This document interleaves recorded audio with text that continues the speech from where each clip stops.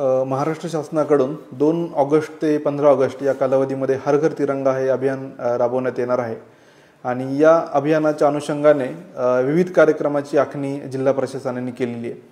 त्याच्यामध्ये पहिली गोष्ट ज्या काही शाळा आहेत, महाविद्यालय आहेत, त्यामध्ये विविध प्रकारच्या स्पर्धा घेणं, ज्यामध्ये देशभक्ती ही थीम असेल, रांगोळी स्पर्धा आहे, चित्रकला स्पर्धा आहे, निबंध स्पर्धा आहे, या सगळ्यांच्या माध्यमातून देशभक्तीपर थीम सगळ्यांना आम्ही दिलेली आहे।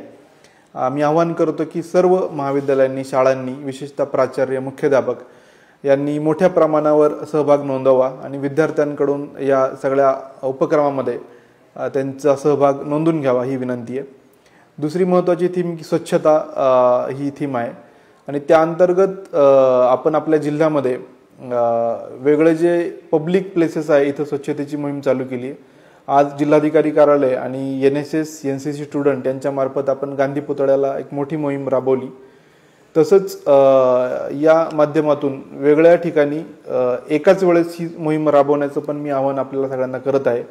सर्वांनी या ठिकाणी सहभाग नोंदवावा।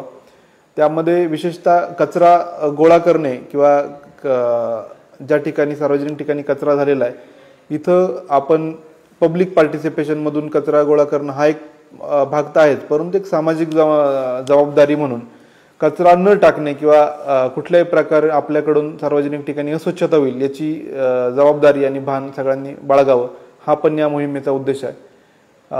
तर मी सर्वांना आवाहन करतो याही मोहिमेत आपण सहभाग नोंदवा। आणि सगळ्यात महत्त्वाची तिसरी गोष्ट की आपल्याला सर्व शासकीय कार्यालय, निमशासकीय कार्यालय आणि घरं आहेत, जे खाजगी घरं असतील, तर त्यामध्ये तिरंगा झेंडा फडकवण्याचं आपल्याला काम करायचं आहे, जेणेकरून आपण जी 15 ऑगस्टला आपल्या देशभक्तीची जी भावना आहे त्याला कुठेतरी अंडरलाईन केल्याचं काम या निमित्ताने होईल, तेही या निमित्ताने मी आवाहन करत आहे। तर हे अभियान सर्व नांदेडकरांनी यशस्वी करावं अशी सर्वांना विनंती। धन्यवाद।